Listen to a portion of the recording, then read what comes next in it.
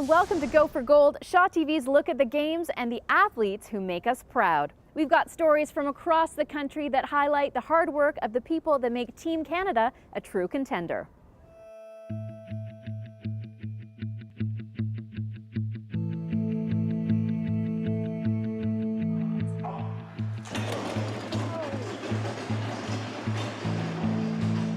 Bobsledding takes definitely speed, strength, and power. They often recruit from track and field, football, rugby, sports where people are bigger but fast and strong. The bobsled weighs 400 pounds, so you have to get it moving quite quickly. If someone says bobsleigh, I just think of fun, because it's a lot of fun for me, and that's usually when I'm doing my best. Set! Well, I always just say I'm a glorified tobogganer. I would call it one of the original extreme sports. Ridiculous rush of adrenaline that lasts for an entire minute and sometimes longer. It's more like if you get in a metal garbage can and someone kicks you down a hill and you go bouncing around, that's what it's like. Obviously, as a pilot, you want to be able to drive the track as well as you can. This hip needs to come down and through. You have to translate the very small skills that are going to take you from good to great, loading fast, being efficient in your steps, being efficient at the start. Because we're winning and losing and outstarting people by hundredths of a second, the details are so small, and those are the hardest to fix. There's something that sets the great athletes apart from the rest of the athletes, and to be honest, and this might sound a little weird, but I think there is a little magic involved. It's not the most comfortable of rides to go down there, and you have to kind of go to a different place in your mind to be okay with that. Ready? Yeah. Let's go, Kate. It's fun to win, and it's great, obviously, and this is everyone's goal, but it's more about the sharing of the experience and the journey and the people that support you on your way there that makes it really awesome. Wearing the red and white is incredible. Yeah, it means everything to wear the maple leaf and everything to wear Canada all across my back. Back, set, up. Okay. I think everyone's goals going to the Olympics are to win a medal. Mine certainly are. There's a long road before we go to Sochi still. It's staying on the path that I need to stay on to stay focused, so I know that when I'm at the block, you know, in the middle of February, and I'm hearing the start bell go, that I know that all my preparations, I know I'm ready at that point. We're working on our starts, like lifting and sprinting. We're trying to get faster and faster so we can push the bobsleigh at the top as fast as possible. Looking back at all the great champions that have won Olympic medals, their team has been so strong. Come on, guys. I think it's entirely possible with an awesome push to medal there. My dream is to just make myself and my country proud.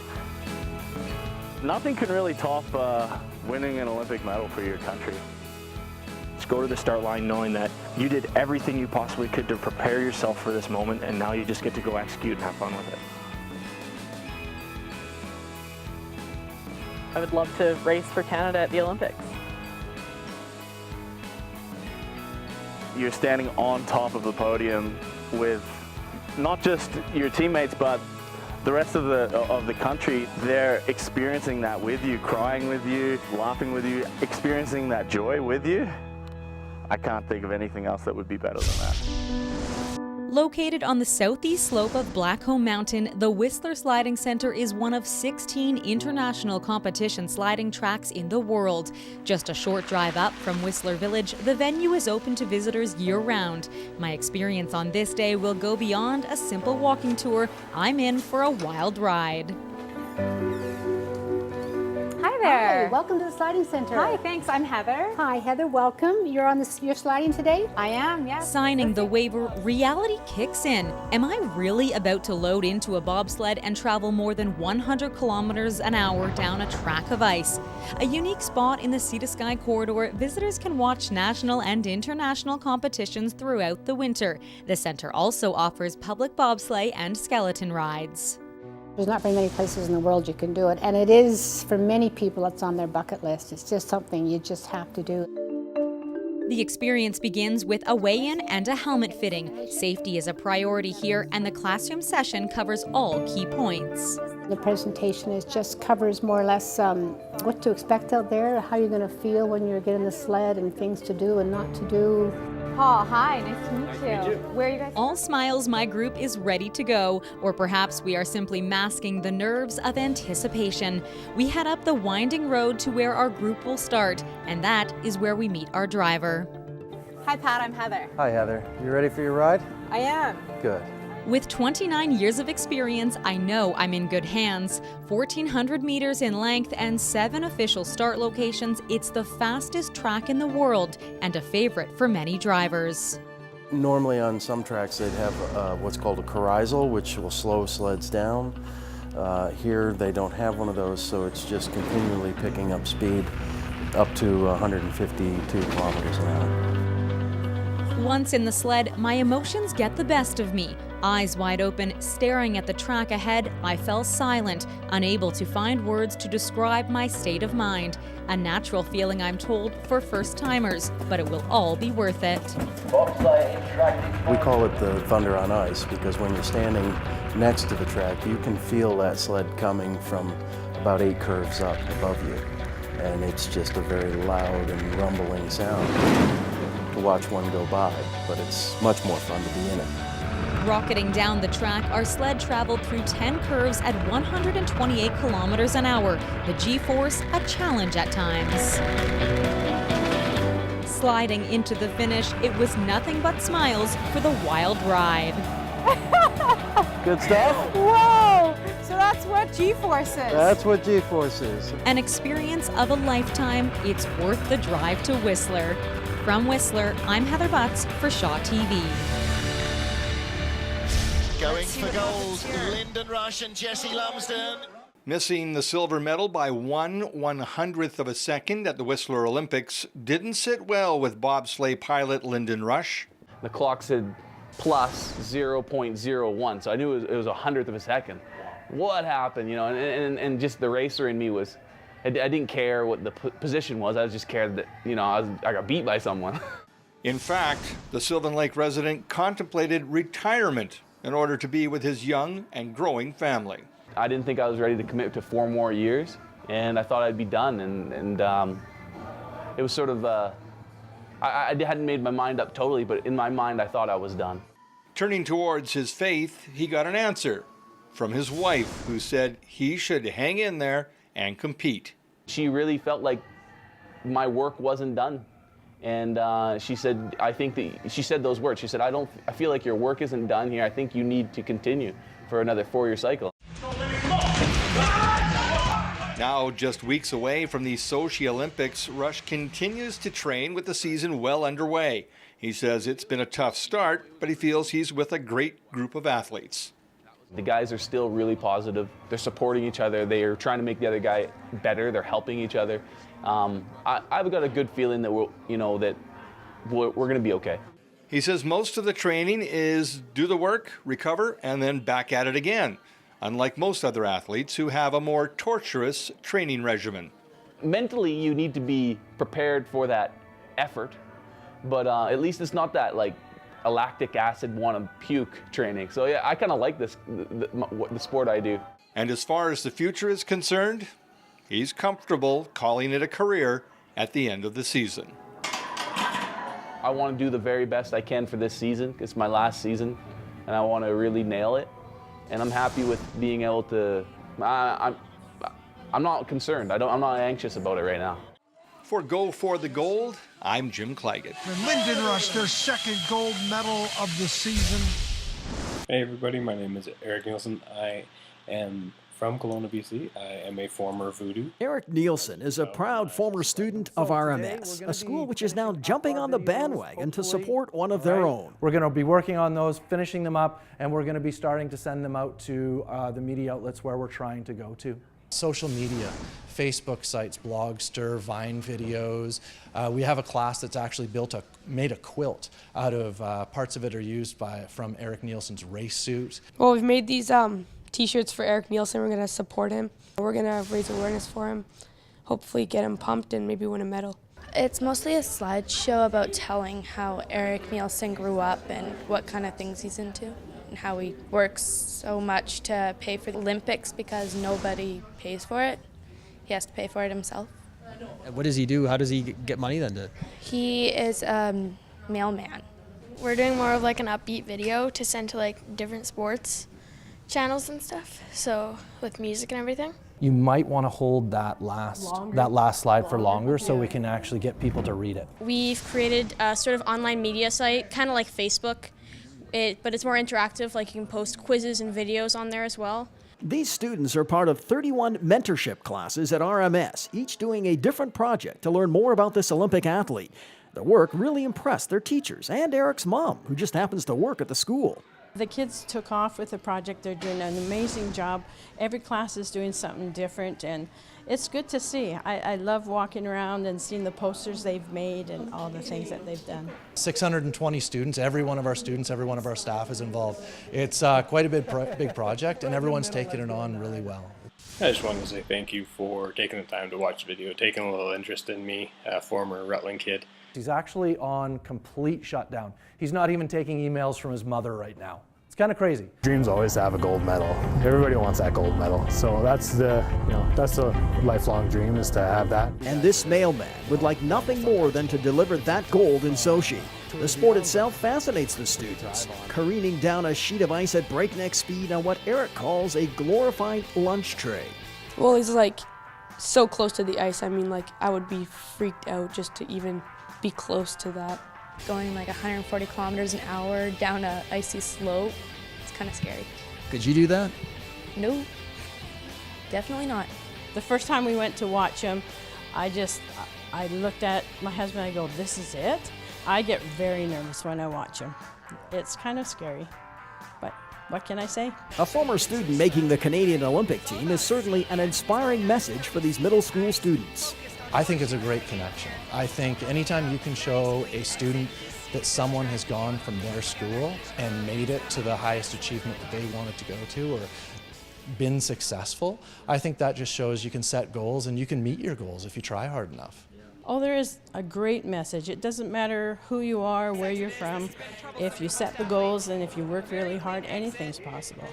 An Olympian walked in our halls, went to our classes, and it's a really big symbol about how we can be an Olympian if we want to, or do whatever we want to as well. He showed a lot of people that just because you're from Rutland doesn't give you a title on how your life's going to go. You could do whatever you want as long as you set your mind to it. While Nielsen will be sliding down the hill on his front, it's reassuring to know he has at least 620 youngsters who've got his back. Go, Eric, go! Voodoo! Like what you've seen so far, we've got more great stories about Canadian athletes in your community coming up.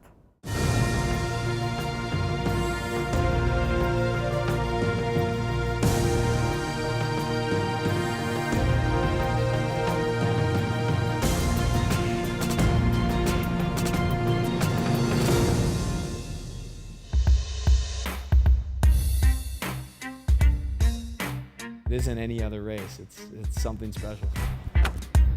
Strength, passion, and determination.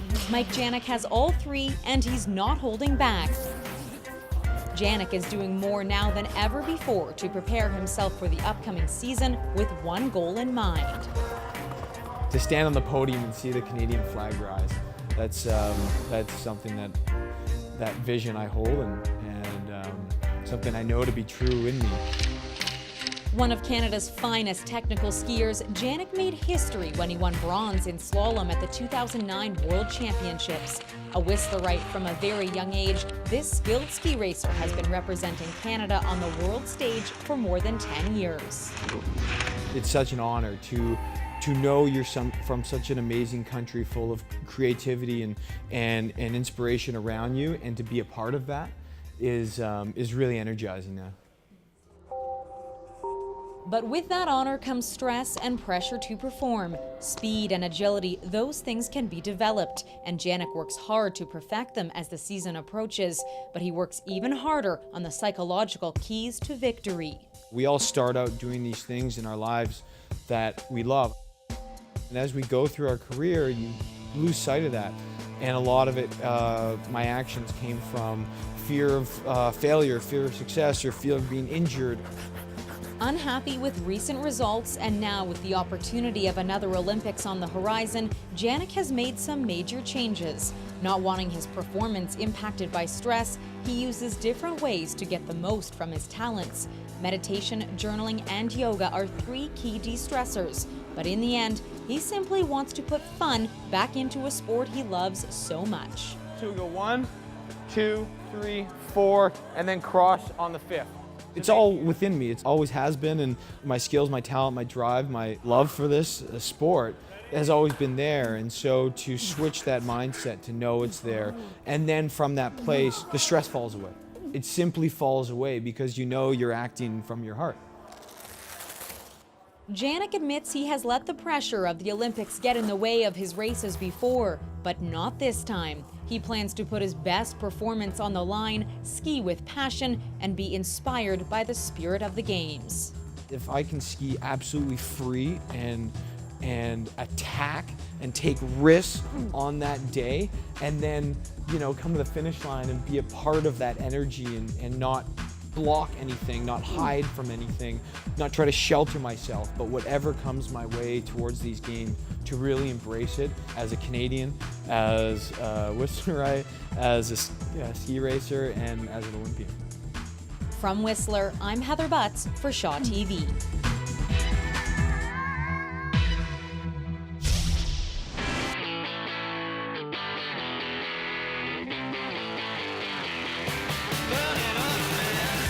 I would define ski cross as motocross on snow. Head-to-head racing with man-made features, rollers, jumps, bank turns. There's a few rules, but it's really not very technical. Just get to the bottom first.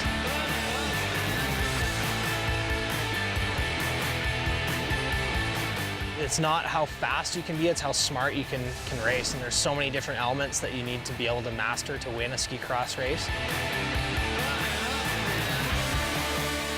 You have to be good over terrain, you have to be really good in the air, and you have to adapt to having other people in your way sometimes, or behind you, or in front of you, or whatever. So I think it's just the truest form of skiing.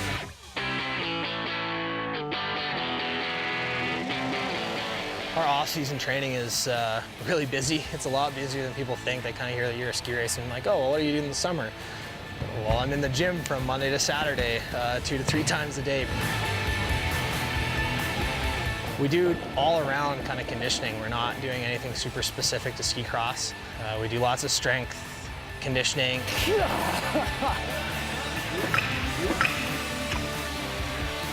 Lots of cardio stuff. Basically, we just exhaust ourselves Monday to Friday, and then one workout usually on Saturdays, and then rest. Definitely by the time fall comes, it's like super ready to ski because I've had enough of being in the gym a lot of the time.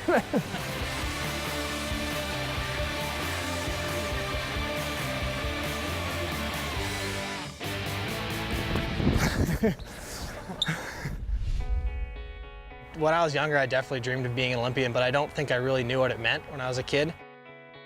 Vancouver Olympics didn't exactly go to plan. I came into the games off the best results that I've had, but I was still the first alternate. And then one of the other guys got injured on our team, which I never really planned for, and I got to go in the race. Took a huge crash in training the day before the race was supposed to be and broke my leg. Had to crutch up the hill the next day and watch the race. That was probably, I think, the lowest point in my sport career. There was no sense sitting there and moping around about it. And it was either gonna beat me at that point, it was gonna be too much, or I was gonna just move on from it. Between now and Sochi, I want to focus more on my starts. The Sochi track, it was big, it was fast, it was super fun. The hill they have there is awesome. It's super wide and flat, which is great for ski cross because that means you can build tons and tons of features. Sochi can't go any worse than Vancouver. I know what it's like to fail. The Olympics are huge, but at the end of the day, like it's still just a race. And you got to prepare the best you can, but whatever happens, happens. If it doesn't go your way, you can't dwell on it. I want to win. I want to win. I'm going to win. I compete because I love skiing and I love the sport, and I love pushing myself to be the best and do the best that I can accomplish in competition, and that's what I'm kind of striving for, is just to be my best. And so that's why I race. Skiers ready.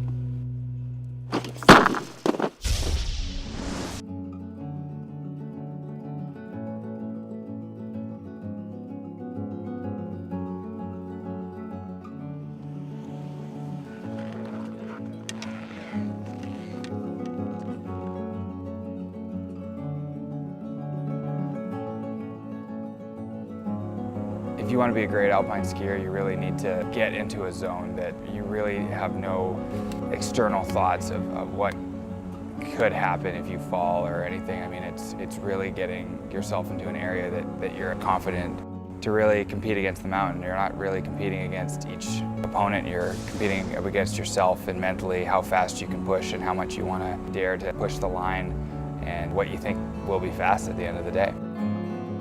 It's generally cold. And it's just about pushing the limits, pushing yourself mentally, and pushing your body to extremes.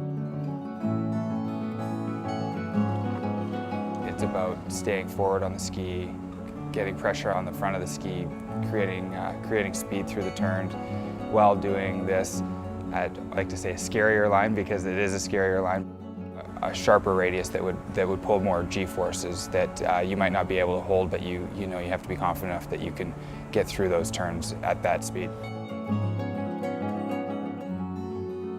My mom kind of had a choice. It was kind of like, give me Ritalin or give me a sport that you can do all day. Skiing was her choice, which was great.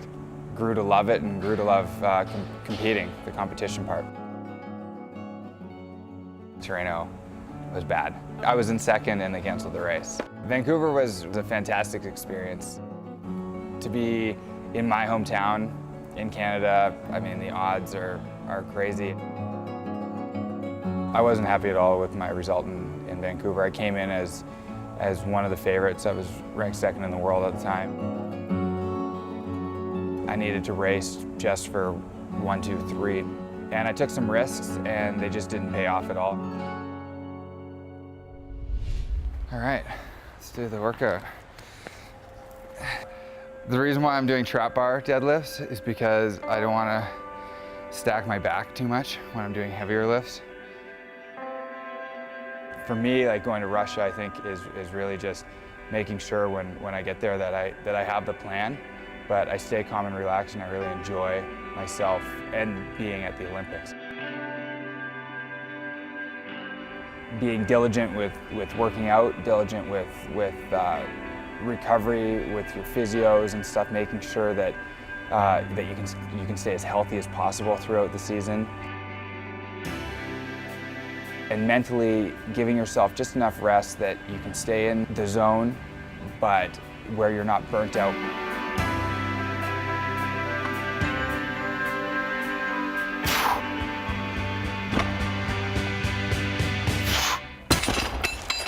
I'm going to be racing for myself, as greedy as that might sound.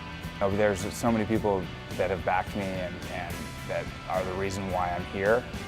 But I really feel to get to that next level, I think you really need to be there for yourself. I wouldn't want to even show up to the Olympics if my goal wasn't to get a podium. That's the ultimate goal. That's why everybody wants to be there, is to get a medal and to come home with some hard work.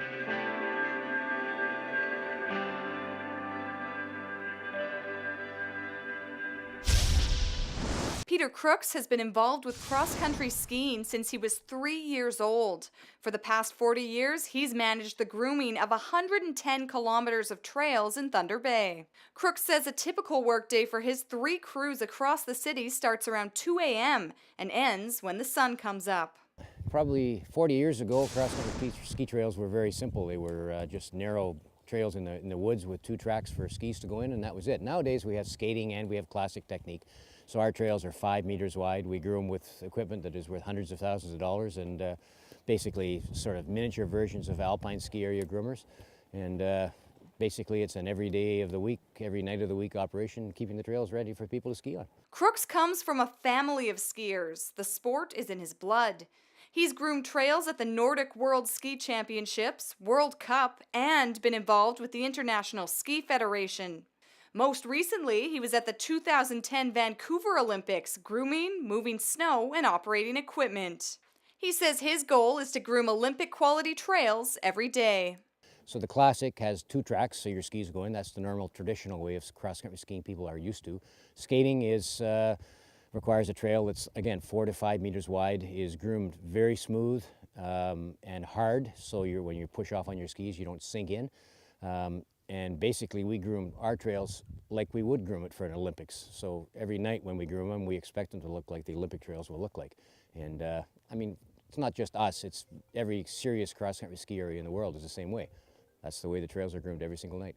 Crooks says the courses in Sochi are the toughest trails that have ever been used in the Olympics and will no doubt be groomed to perfection. Somebody said something about the Olympians are supposed to be athletes that are touched by the gods. And for one Fort McMurray native, he has that chance. Graham Killick will not only be representing his country, but the Wood Buffalo region at the 2014 Winter Olympics in cross-country skiing, and residents have been wishing him well all the way to Sochi. You know, I've skied with him a bit, but I just can't train with him. I remember last Christmas he was up because his parents still live here, and he was out for a 4-hour ski, and it was like 32 below.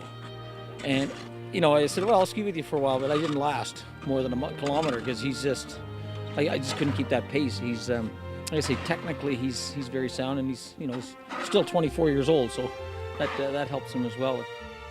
His young spirit will guide him well and give him the drive to succeed. One memory he's guaranteed to have is a banner signed by hundreds in the region showing their support, and he'll be right by his side in Russia.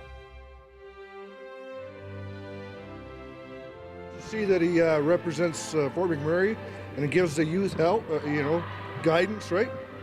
And hope that they could probably do the same thing in their future. I think it's awesome. It's such a huge honor, to be picked out of so many athletes to represent it. It's his first Olympic Games, so I'm sure he's as excited as anybody else is for it, and just another reason for people really to tune in and support Canada and him as well. Killick made his World Cup debut in 2011, but a win in Olympic qualifying sealed his Olympic nomination. I've never seen him so fit, and I think, he texted me the other day, just said, thank me for stuff, and he says he just had, everything came together. It was like, and you have those moments, so I hope that he has something like that at the Olympics, because he's raced against these World Cup guys before, and he can do it. Killick was inspired when Devin Kershaw finished 5th in Vancouver in the 50-kilometer mass start. It showed a Canadian can medal in this sport. On a given day, in cross-country skiing, it's anyone's game, and it's what Graham has. He's got that grit. Proud and inspired for Go with Buffalo, I'm Doug Roxburgh.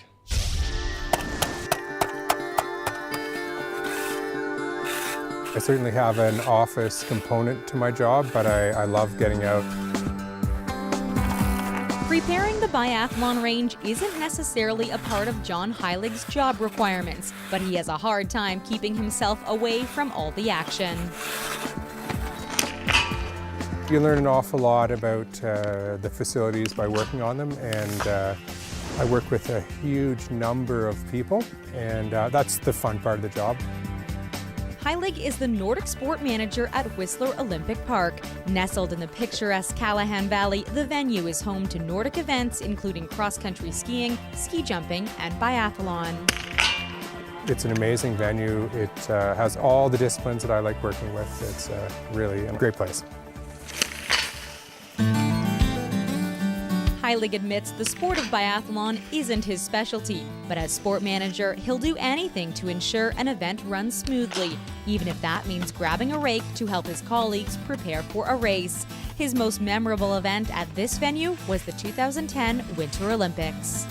It was pretty amazing, the highlight of my life actually, and I think for many of the people I worked with, His true passion lies here on the ramp used for ski jumping, a sport he retired from in 1988 but never left. He continued to be involved as a coach and sport manager. He even commentated during the 2006 Olympics. Now, Heilig will take on the role of technical delegate for ski jumping and Nordic combined during the 2014 Winter Olympics in Sochi. Each of the ski disciplines, and probably many other sports, they have a jury, and the jury makes the decisions on fairness and safety. That's basically the role of the jury, and the technical delegate is the head of the jury. Let's do width of in-run. Then I think we want to do 10 meters. His athletic background and knowledge of the sport are what make this technical delegate, or TD, a perfect candidate. He's responsible for measuring the various components of the jump, such as the in-run, angle of takeoff, and depth of track. All are critical aspects which contribute to athlete safety and fairness during an Olympic competition. 8 meters, perfect. These athletes have trained virtually their whole lives. It's the most important day of their life. And they want it to be fair, and we want it to be fair as well. The cross-country portion is similar. For this, Heilig will strap on his own gear to give the course a thorough inspection. I think the biggest thing with cross-country is actually making sure that the track conditions are good, and in Sochi it'll be a challenge.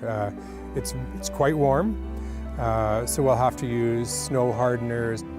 Keeping the track firm won't be his only challenge. Once the course is deemed safe and fair, the TD will oversee the flow of competition to ensure a successful event, all while working under the pressure of the Olympic Games in a foreign country.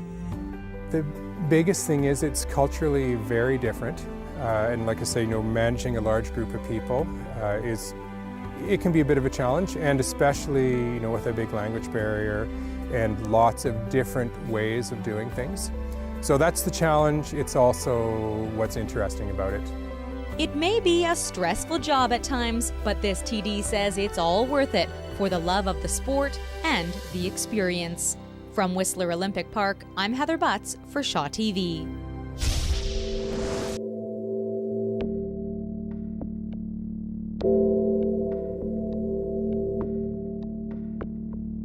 I feel like we're so lucky to live in a country like Canada where I can go out and I can spend my life skiing around and shooting targets. When I started biathlon when I was 10, I had such a good group of friends in it. There was like 8 of us who just got along so well, so training practice wasn't about training, it was coming to hang out with your friends.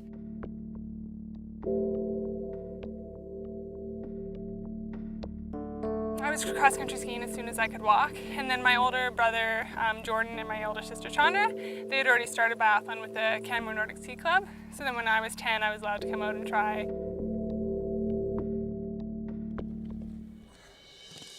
Vancouver was always in my sights.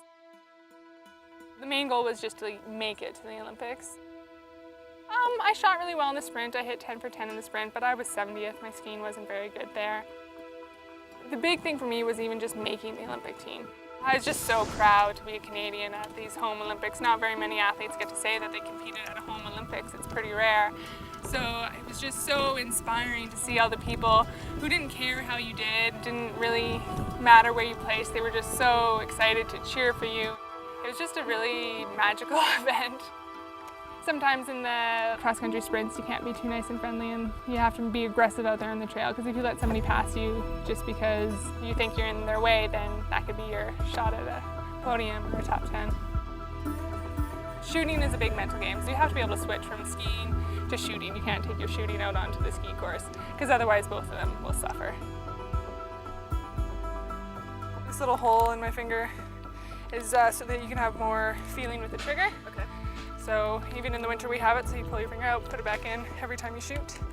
Sochi's a really hard course, so we've been working a lot on climbing and making sure that we're as strong as we can be on the uphills, because those uphills are really steep and they're really long.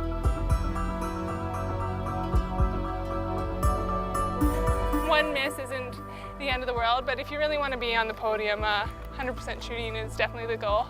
And if you are having good races, then the commentators will start to talk about you during the race. So you really need to be able to block them out and just focus on yourself and hitting the targets.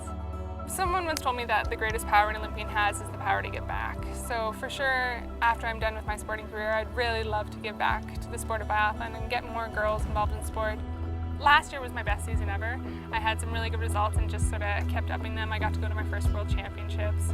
So now going into Sochi, having all my criteria met, means that I don't have to try and peak in December just to make the team, that I can train and be totally focusing my training towards being ready for come February. We hope you're enjoying our Go for Gold stories on the people and places that help our athletes become successful. Stay tuned for more.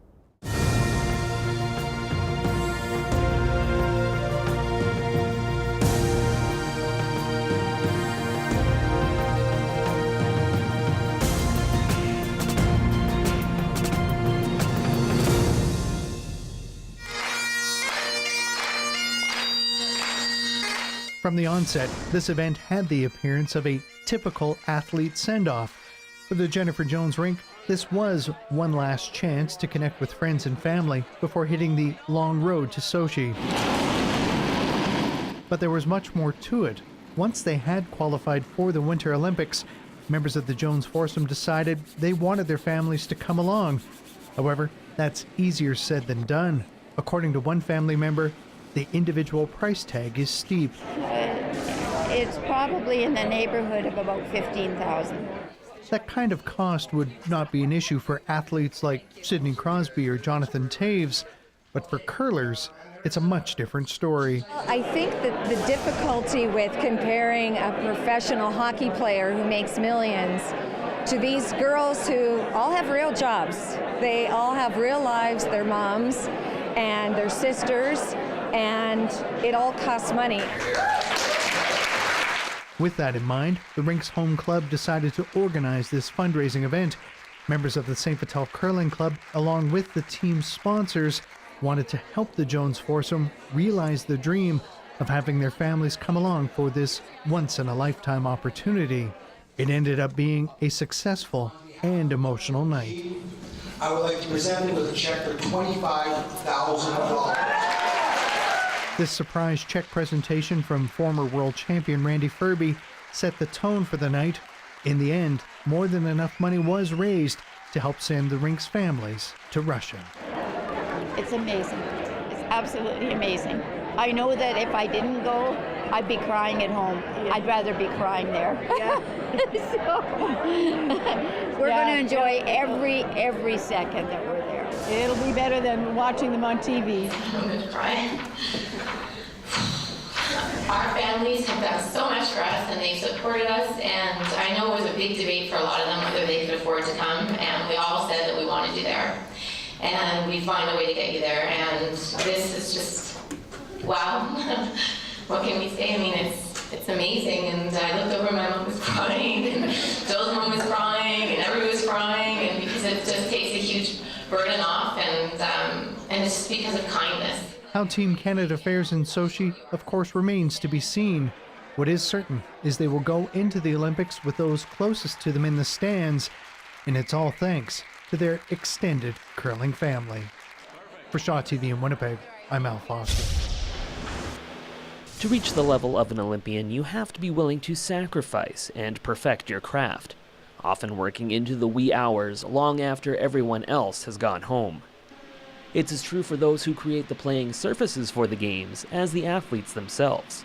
Lots of times where you're getting up at like 5 a.m. to come to a cold rink to flood just to get the ice in, and there's usually lots of long hours. Like usually here for like 7 in the morning for bonspiels, and if they run late, you're here until 10 or 12 at night. James Gordon's dedication to creating perfect ice every day at the Dalmeny Curling Rink north of Saskatoon has led to him being invited to join the team that will provide the surface for the best in the world at Sochi. His skill in crafting ice grew out of a lifelong passion for the sport. Starting to play curling back in grade 6, I just loved the sport back then, and I just wanted to get more into it. And when I was 14, I was asked to help maintain the ice here. What began as a volunteer position led to his current job as head ice technician.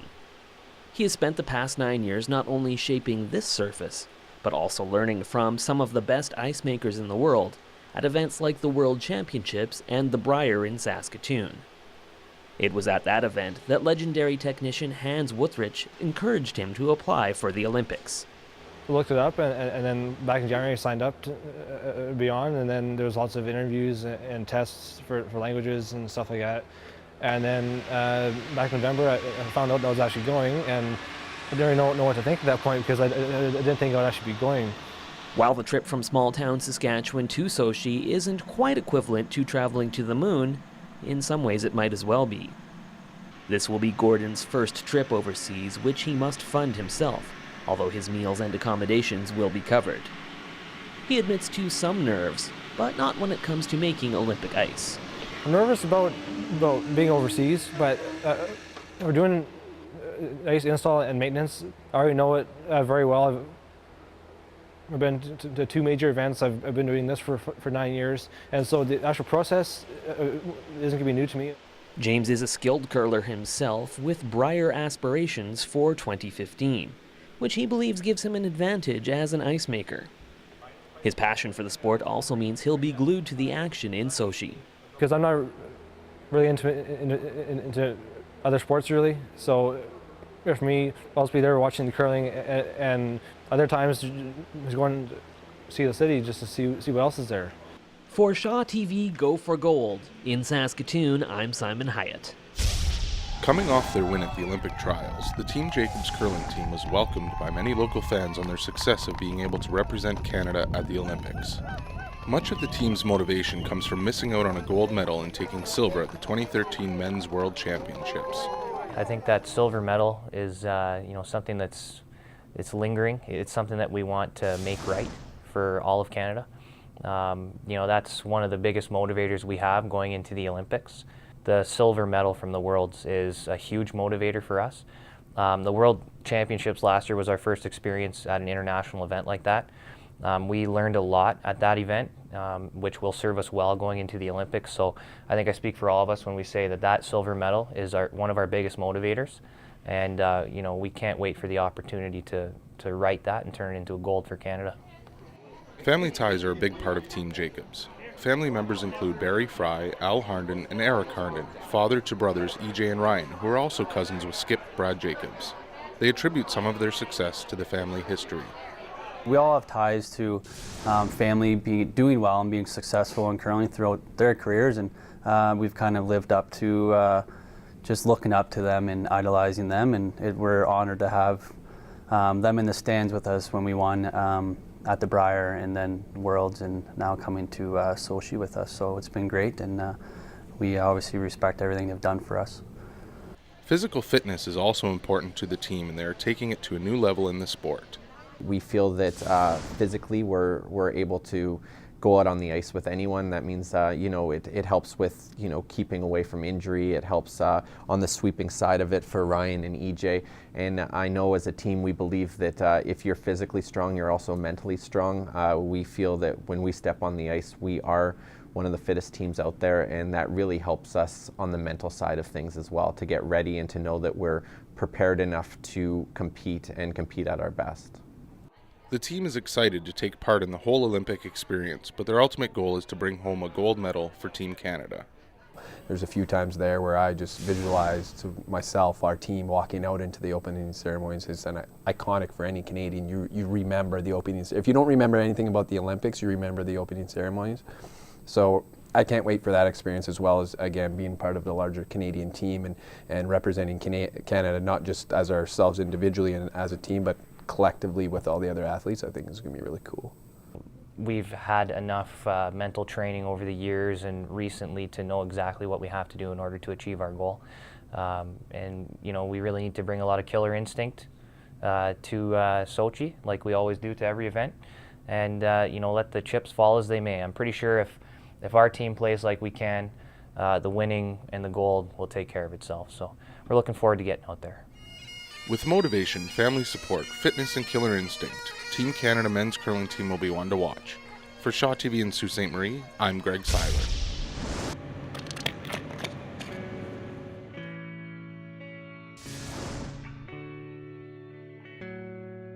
Since I was a little girl, it was my ultimate goal to compete at Olympics. My mom competed in 2 Winter Olympics for long track speed skating, and my dad actually went for hockey, and that's where they met. So when I was young, she just put myself and my siblings and all my friends in, and we skated around the hockey rink and learned to skate, and then eventually progressed and fit into actual speed skates and started racing at the cradle level when I was 5.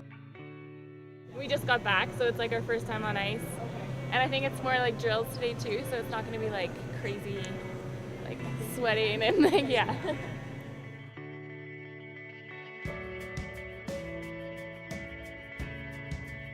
We're going super fast, but it's all kind of calculated, and when you watch it, you think it's pretty crazy, but we all know what we're doing.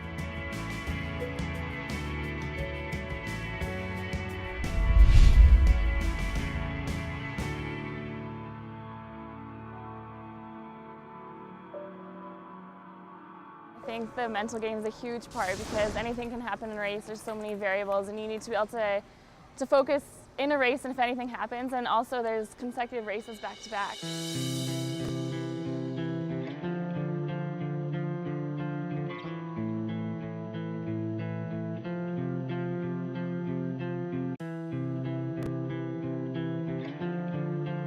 You can have the strength and speed, but you need the technique to get you there.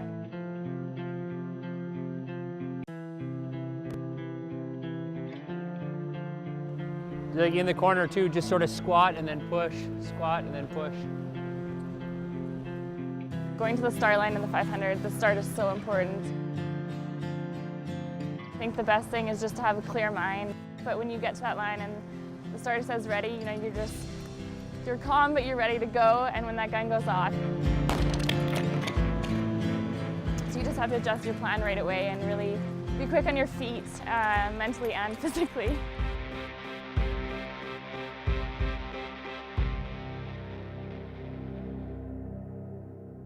Winning the silver medal at the 3,000-meter relay with my teammates was an amazing experience.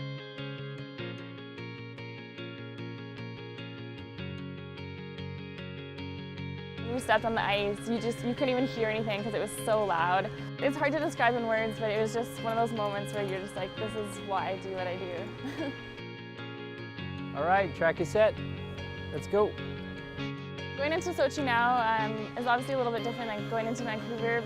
I'm excited to experience the Olympic Games in a different setting, and I kind of know what it's going to be like, but it's going to be very different than Vancouver. Winning a medal in Vancouver is obviously another goal to win a medal in Sochi, but I think the best thing is not to focus on the medal itself and just kind of the process and the experience. From now until Sochi, every day is just training hard, focusing on the goal, and doing what we do every 4 years, except for it's the big Olympic year.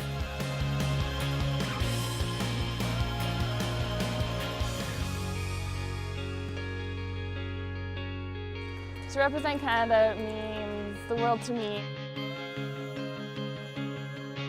I race for myself and I race for my friends and family. I've had so much support over the years. If I am skating individually in the 500 meter at Sochi, my goal will be to get an individual medal.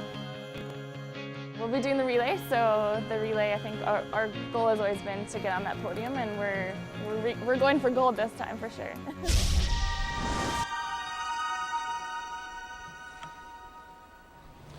What would you do to pursue a dream? What kind of lengths would you go to see one of your goals come to fruition? For Rudy Swiegers, that meant being separated from his family at a very young age.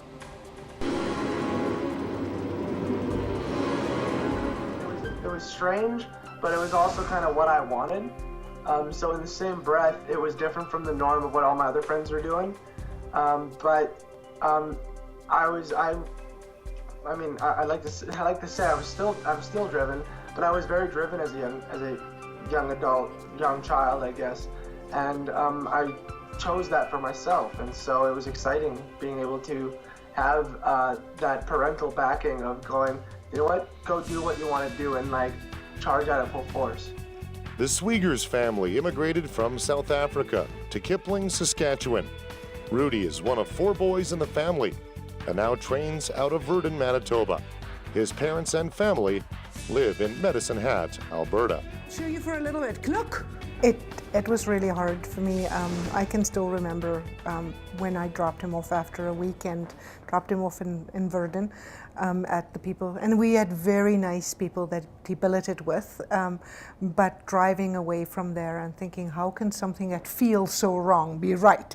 You know, it's just, and had to know, okay, well, that's his dream, you can't stand in his way, and to try and be, yes, be the mother. And his worst driver comes out of medicine. You could always become that after the Olympics. Me and my mom have a great relationship and we talk all the time. I didn't feel so bad about leaving at 13 because she had my 2 younger brothers to fill up that nest for her. I mean, it's always easier for the child. You know, they don't need us as much as we need them. Love you, my sweetie. Good night. Good night, Sasha. Bye-bye. What he did need was to learn how to live like an adult and make mature decisions as an adolescent teen. You know what, it's tough, and I mean, many lectures that I got from my coach were about the mistakes I made after those kind of decisions. Yeah, you're not gonna stay up until 2 in the morning because you've gotta be up at 6 a.m., you know, you learn that quite quickly at a young age. The other thing he found out at a young age was that it would be a dream to skate at the Olympics. You know what, there's nothing better than being able to represent Canada. Canada's a fantastic country. And just after that, when he hugged me, that's the first thing he said to me, Dad, I've got my red jacket. And that was amazing. Just talking about it, my chest kind of swells up with pride, knowing that I can say, I'm going to represent Canada at the Olympics. It's a dream come true of a dream come true, you know. For Shaw TV's Go for Gold, I'm Dave Dawson. 18-year-old Caitlin Osmond, barely out of high school, is a 2-time Canadian women's skating champion, having overcome recent injuries.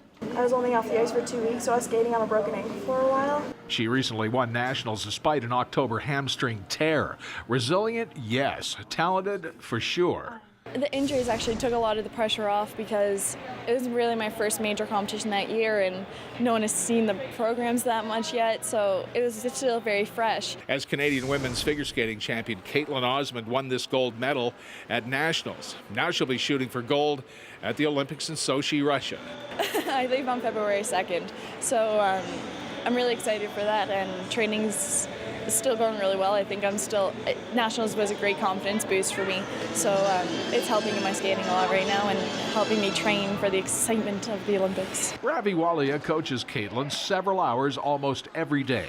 Most of it is just to try to make sure that she's peaking at the right time, making sure that the practices are going well and that she's really comfortable out there. And so far, I think she's really looking like she's ready to go. I'm still really excited, as I've always been in skating, but I've also learned how to control that excitement a lot more, and I've matured a lot over the last year, and I know how to put the energy where it counts instead of just all over the place. Now it's about her peaking at the right time at the Olympics. Walia says a top 8 finish would be considered outstanding. She's been skating this last month better than she ever has, and it's just each week is improving. She's training every day, several hours a day, in the morning, after in the afternoons, work on ice, off ice. It's a lot of work to get to that level. With the injuries, I actually learned a lot from them. I learned how to focus when it counted, and I learned how to take everything day by day. And I actually learned a lot about my technique in skating. What we practice all year is what we keep with all year. Some people will change maybe a jump or two here and there, but especially with being injured, we're keeping everything with what I know I can do and what I'm really comfortable with. Next, the Olympics, then the World Championships in Japan in March, maybe university classes next year. This Sherwood Park girl is an example of commitment and confidence. Caitlin is very driven. She works really hard, and she really has dreams to be at the top, so it's really exciting to see that work pay off. I do feel stronger than ever, I'm skating better than ever, and I feel better than ever. For Go for Gold, I'm Tim Dancy in Edmonton.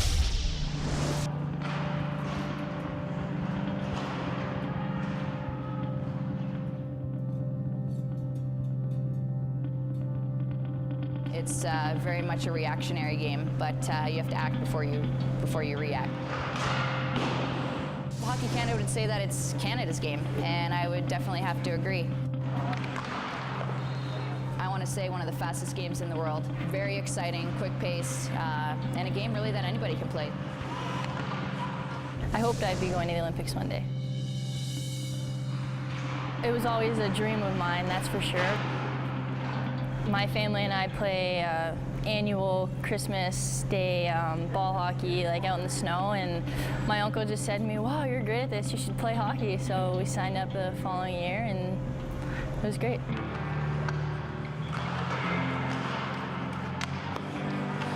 I mean, just to be here, obviously, it's another level than just dreaming.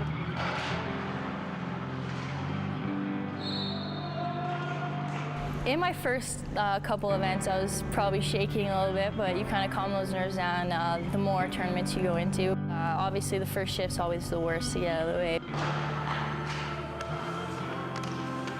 I tried out for Torino. I was cut in 06, and then I went to Vancouver. Proudest moment as a Canadian athlete, I would have to say, honestly, walking out during the opening ceremonies. I was surrounded by greatness, legends, really, people that I looked up to. And you're wearing the word Canada across your chest, and it's in Canada, and you realize that, you know, you've reached the pinnacle of your sport. When they opened the gate and they called, you know, now presenting Team Canada, I remember the cheers blew my hair back. And it was an overwhelming experience, but one that I'll never forget, and I'll constantly get goosebumps every time I think of it. Stepping out onto that ice for that opening draw, I remember thinking, all right, 60 minutes, that's all we got to do is get through this and it's ours. And we did.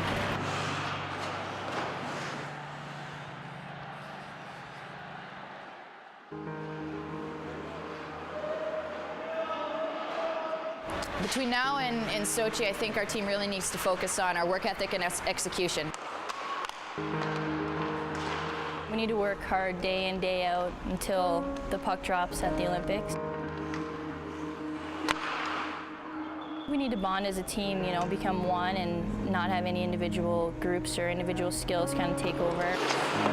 The Americans and all the other teams are working hard, and we kind of have to work harder than they are. We need to build great habits. We haven't had the greatest turnouts, I want to say, in international events against the U.S. Our goals in Sochi are very similar to that of Vancouver, which is complete and utter dominance.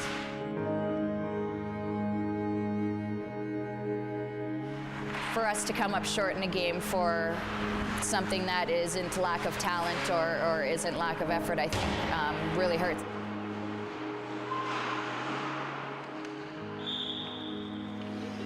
You know, everybody is ready physically. It's the mental part that everyone really needs to focus on, because there's a lot being thrown at you. I think my goal would be just kind of calm my nerves and stay in the moment and know that, like, this is what I dreamed of my whole life. This is what you prepare for every year, I guess, and we've all worked hard to get where we are, and we just gotta go out there and do what we do best.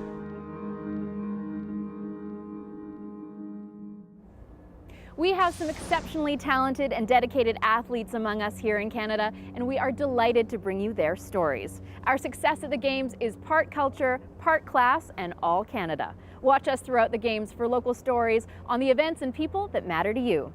Thanks for watching Goal for Gold on Shaw TV.